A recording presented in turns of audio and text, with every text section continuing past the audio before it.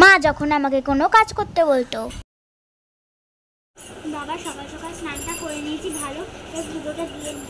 এ বাবা, আমি তো রিঙ্কুদের বাড়ি থেকে ফুলটাই আনতে ভুলে গেছি। এবার আমি পুজো কি করে দেবো? আর আমি তো যেতে গেলে এখন দেরি হয়ে যাবে। মানুর আবার ভাতটা খেতে দেরি হয়ে গেলে আবার বমি টুমি করে দেবে। একটা কাজ করি, বরং মানুকে দিয়ে পাঠিয়ে দিই, ফুল আনতে পারবে। হ্যাঁ, আমি বরং পুজোটা দেওয়া শুরু করে দিই। হ্যাঁ, এই মানু, যা পাশের বাড়ি রিঙ্কিদের বাড়ির থেকে ফুলটা নিয়ে আয়। ফুলটা নিয়ে এলে আমি পুজো দিয়ে দেবো, তাড়াতাড়ি করে ভাতটা দিয়ে দেবো। যা, তাড়াতাড়ি যা। আর বৃষ্টিতে ভিজবি না কিন্তু। ছাতা দিচ্ছি, ছাতাটা নিয়ে যা। ঠিক আছে, দাঁড়া।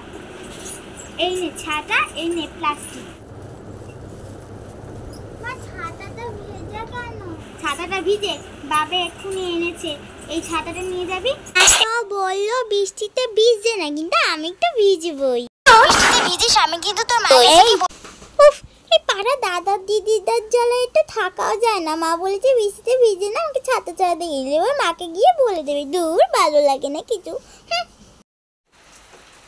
চলে এসেছি আন্টি, আমি এসে গেছি।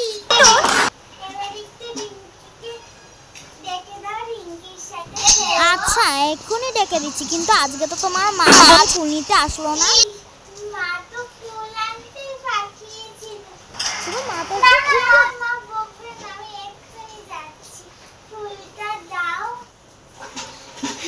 দাও আন্টি, মা বলে প্লাস্টিকটা যেন দিয়ে দিই। মা, পুরো ভিজে গেছি। এই না তোমার ফুল, আর এই যে তোমার ছাতা। বাবা এতক্ষণে এলি, দে আমাকে। যা ঘরে গিয়ে বস।